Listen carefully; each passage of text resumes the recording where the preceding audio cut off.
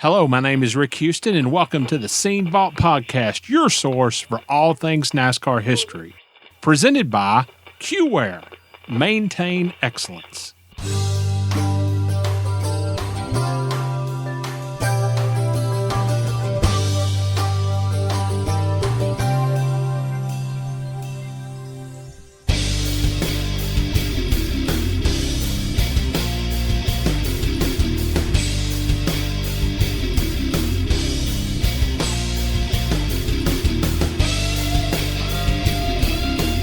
The day NASCAR and all of us associated in any way with NASCAR forget its past, that's the day we don't have any future. We'll just go ahead and jump in. Make sure my phone's off. So, Yeah, I got mine. This is mine.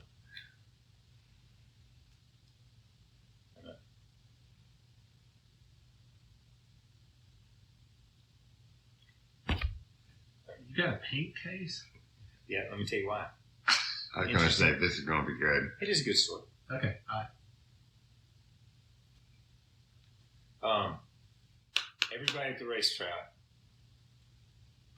has a black case. True. Yeah. Okay, so when you walk in, and we've got a place where you can charge them. You know what I mean? There's just a million chargers. You just plug in. So when you walk in, and there's 6 black ones, which one's yours? Okay. Okay. I don't even have to pick them up. I just know which one's mine as soon as I walk in. Well, see, you could say it was breast cancer. You got No. But It made me feel really bad. You just know where. No, you just know which one's yours. You know what I mean? Cool. It comes from laziness. Okay, gotcha. So you don't have to. That I can understand. No, I got mine. All right. Kyle, I don't know where to begin, but what is your earliest memory of racing? You know, that's good. I don't have an early memory because all my memories are. Okay. Do you know what I mean? And I've said that before. I've jokingly seriously have said in the past, Daytona Beach was the only place I knew the ocean touched the United States because that's the only time I ever saw the ocean was in Daytona Beach. Yeah, you know what yeah. I mean? So you grow up and your world is such a small world, but our world was a racetrack. And, you know, we started going forever. I've said it before, I was born June 2nd, 1960 and was in Daytona July 4th, 1960 at a race because that's what my family did and that's what my dad did and that's where my mom took us and we went every year after that. So it was just always there. It's always there. You know, I don't think there was ever a moment where you said, we're at a racetrack. This is pretty cool. You know what I mean? No, it was just always there. Was there any such thing as a petty summer vacation? No, Daytona. That was it. Daytona, yeah. So it wasn't Myrtle Beach, it was Daytona Beach. No, Daytona. We went to Daytona. You know, and you got to go, let's go all the way back where if you go all the way back in the 60s and stuff, you were in Daytona for a little over 3 weeks.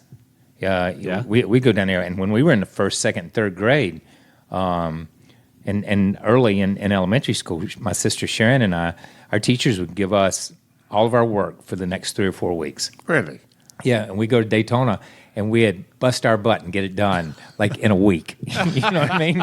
We would just do all of our spelling and all your math and all your writing and everything that you had. Would you get it done well or just get it done? I just said we got it done.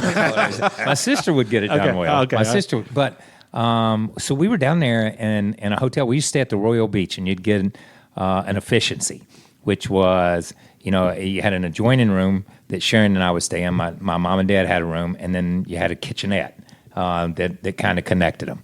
And that's the way old hotels were, you know what I mean? And we stayed at the Royal Beach, and that's just where we would stay 3 or 4 weeks in February and 2 or 3, probably at least 2 weeks in July almost every year. Kyle, you had your mom, your dad, your 3 sisters, but there are literally thousands of people who considered all of you basically members of their own families. Now, I think I've told you about my godmother, Sandy Eastep. Yeah. You are a member of her family, Yeah. and I don't know that you've ever met her face to face. But what's it like to have that kind of devotion from complete strangers? So I'll answer that this way. Never paid attention to it. Never. Did you not? In my whole life. I never paid attention to it. And it's funny because I tell people, I've always said this. People will come up and they'll say, I'm your third cousin, twice removed, on your uncle's brother's dad's side. You know what I mean? What? Yeah. And I'm like, Yeah. what? Yeah. And I will look them You're in the straight- wheel now. Yeah. And I will look them straight in the eye and say, here's the way it works. I've got a mom and a dad, and my mom had a brother and a sister, and my dad had a brother, and all the kids that come out of them, or that come from that side, both sides of those family, and my grandparents. That's as far as my family tree goes. I don't go any farther out than that. You know what I mean? That's probably smart. I know those people. I don't go any further out than that. But here's what happened. Sad but fascinating at the same time. When Adam's accident happened, I know right now I can go to the race shop and go to my dad's old shop, and I don't even know how many boxes Yeah. of sympathy cards. Yeah. And probably fill half this room. No joke. I mean, we're in a big room. I don't have any doubts. Yeah, and no doubt.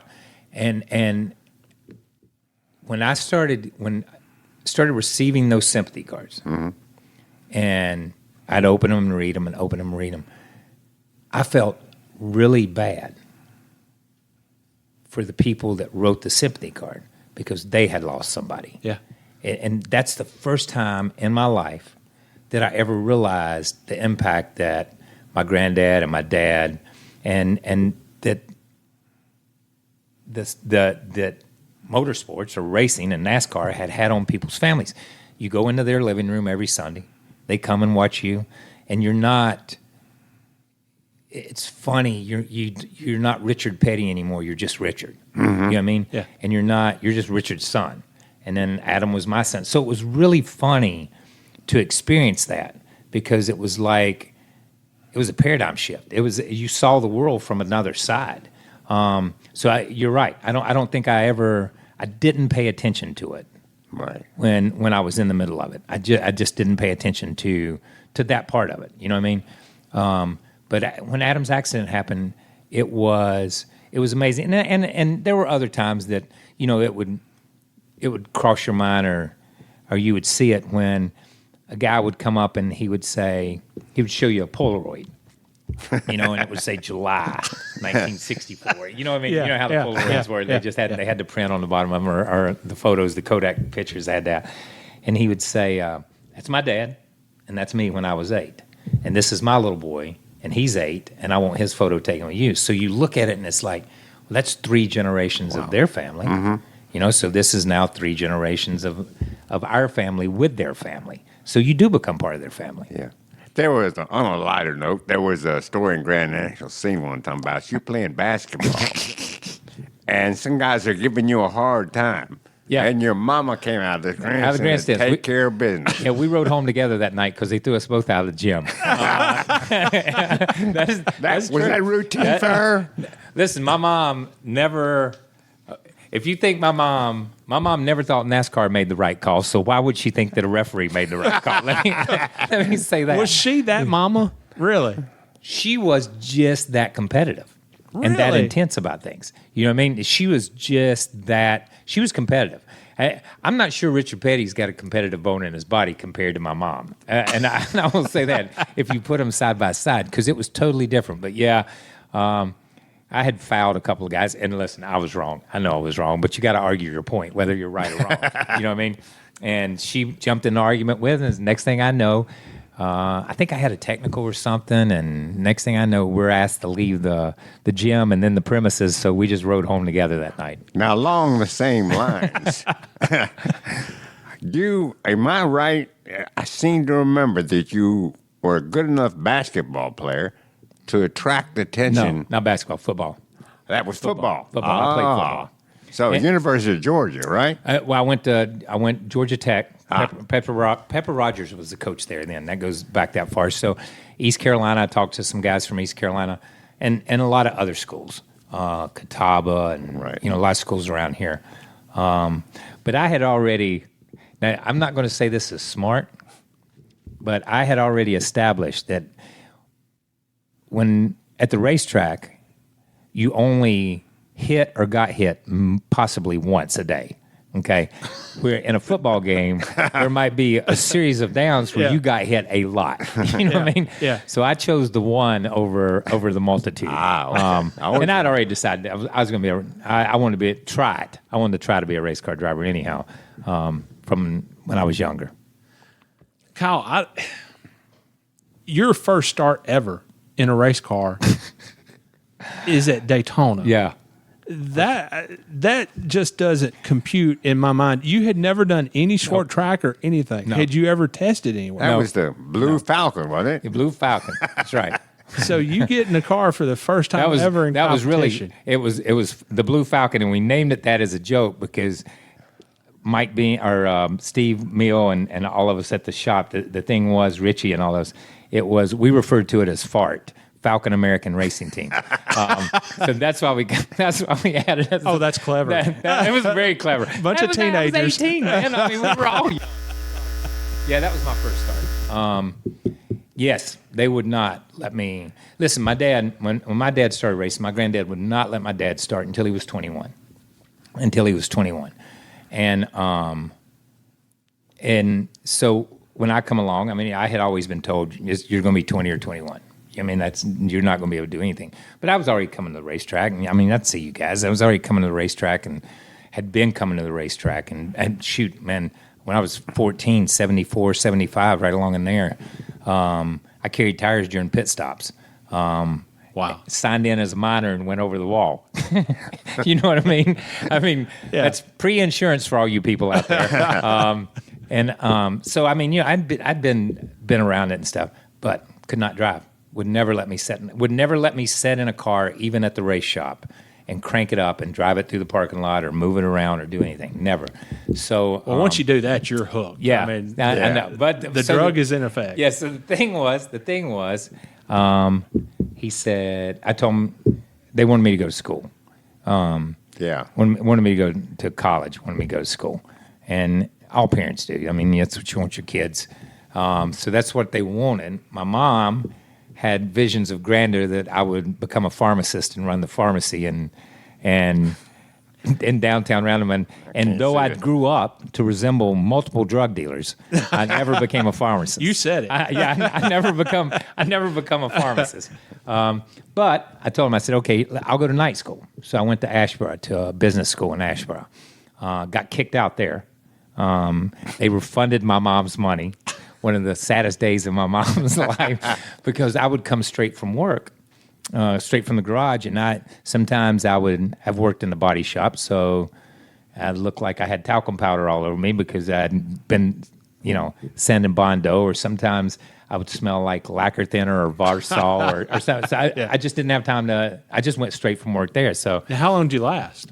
I probably lasted 2 or 3 months. Okay. Yeah. All right. Longer than I anticipated I would last. Let me say that. But anyhow, so that was the deal. I would do that, and we could get one of those Dodges ready. So we got a Dodge ready, and we went to Daytona and tested, and went back and ran the race. Should not have won the race. I will say that. A guy named Phil Finney should have won the race. You had Billy Hagan was in it, Ron Hutchison. Had some good guys, some pretty good guys. But Phil Finney, and I remember him. you guys will remember this. Okay, you're in the days when you ran glass windshields.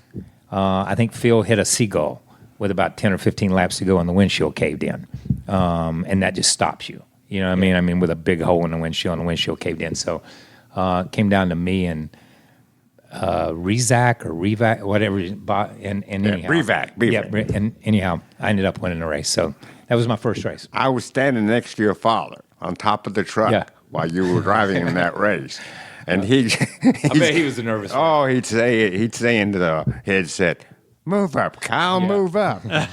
And when you did, and maybe led a lap or two, he turned to me and he said, "Well, there's one thing, he knows how to lead a race." Yeah, that's exactly right. Didn't know how to follow. Didn't know how to race. Thought I was the greatest race car driver in the world once I left there, but I didn't have a clue how to race. Well, that's exactly my next question. Yeah. After you get the trophy in Victory Lane, you're 18. 18. You're 18 years old. You're 10-foot tall, bulletproof. Yep. Which is all 18-year-olds are. And- I just had a little bit extra. You on. know, now you've got a resume. Yeah.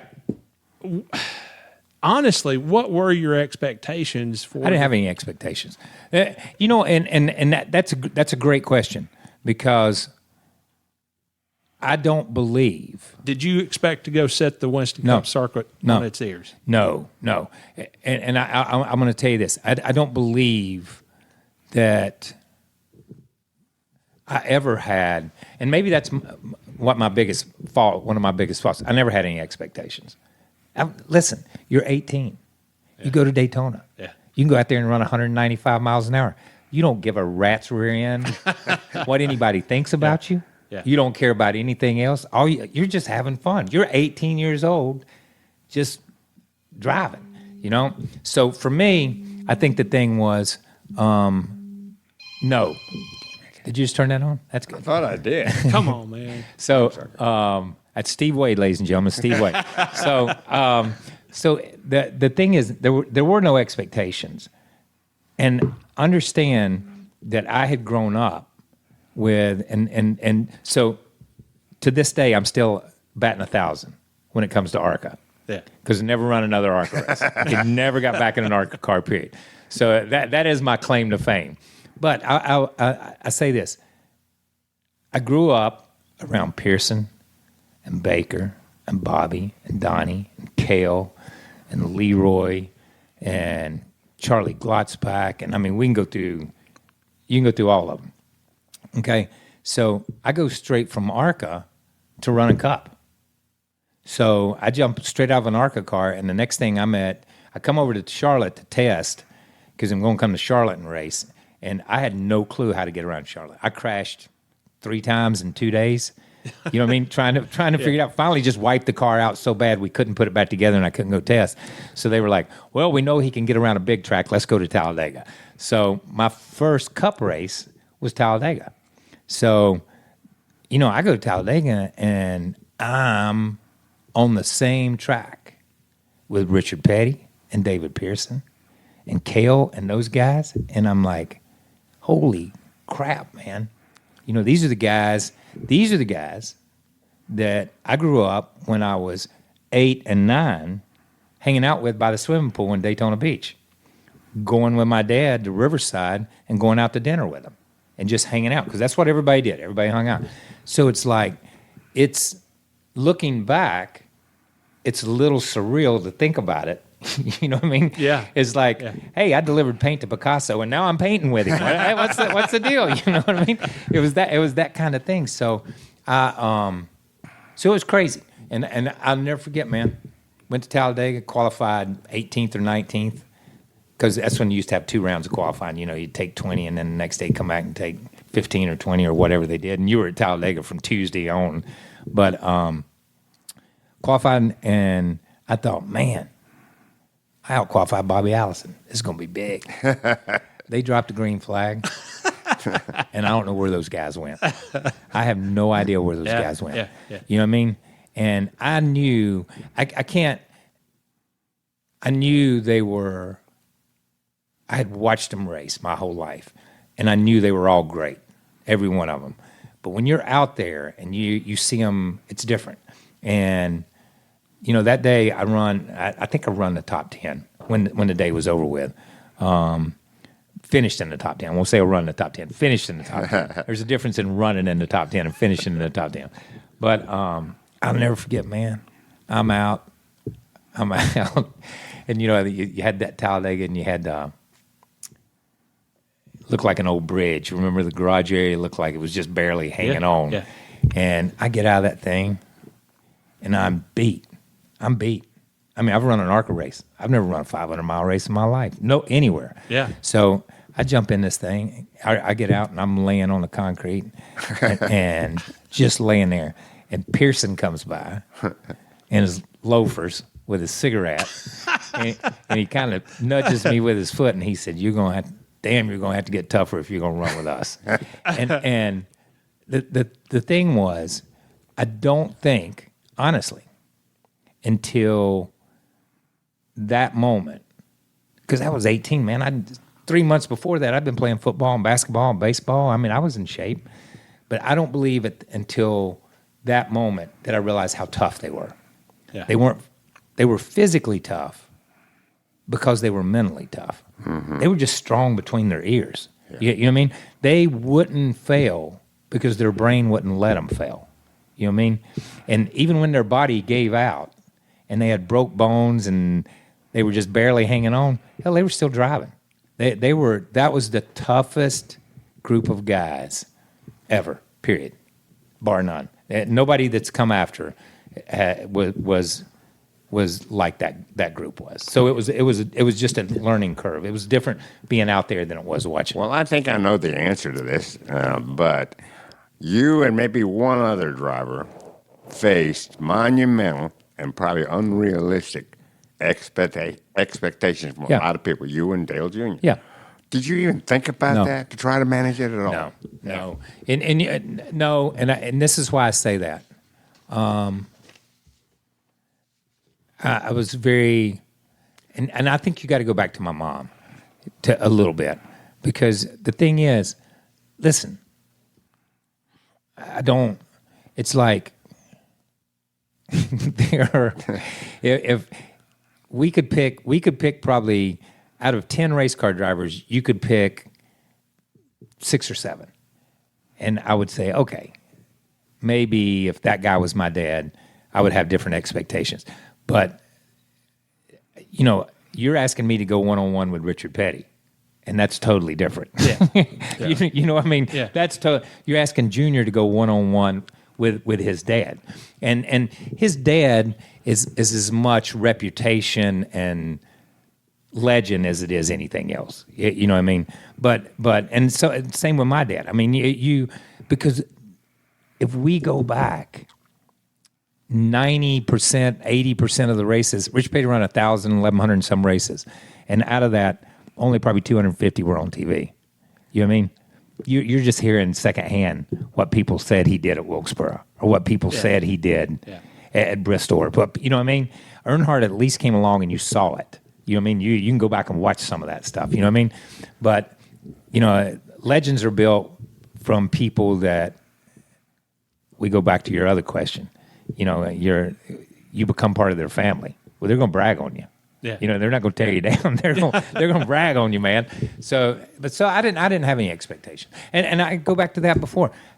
I just wanted to run races, drive a race car, work on race cars. I liked working on race cars. If I could go back and somebody would hire me to work on cars, I'd work on cars because I enjoyed welding and fabricating and that part of it.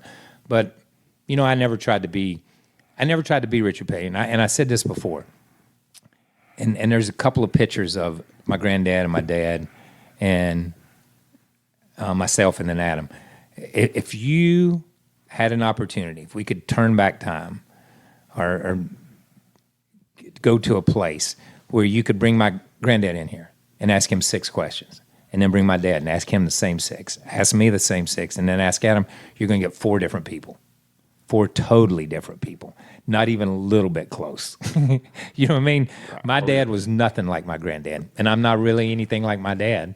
And Adam was not like any of us. He was bits and pieces, but it's a crazy.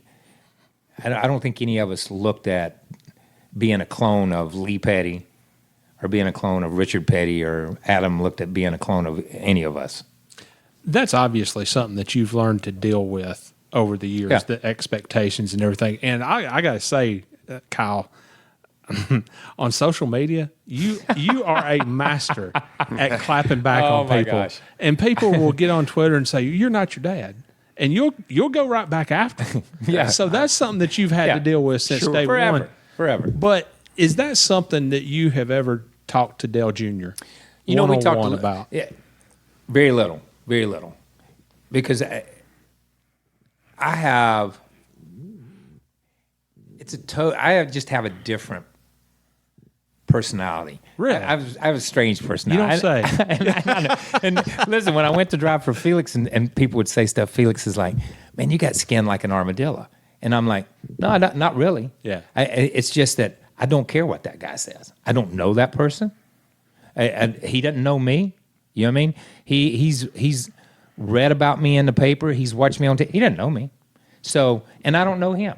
And I don't know him. You know what I mean? So I can't make the statement he makes about me becomes just small and what the world is. So I've just never paid attention to it. You know what I mean? I've honestly, from the time I was little, I've just never paid attention. I think Dale went through a point where things did bother him.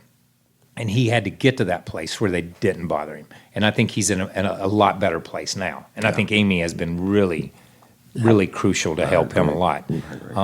But you can't let that. And listen, if you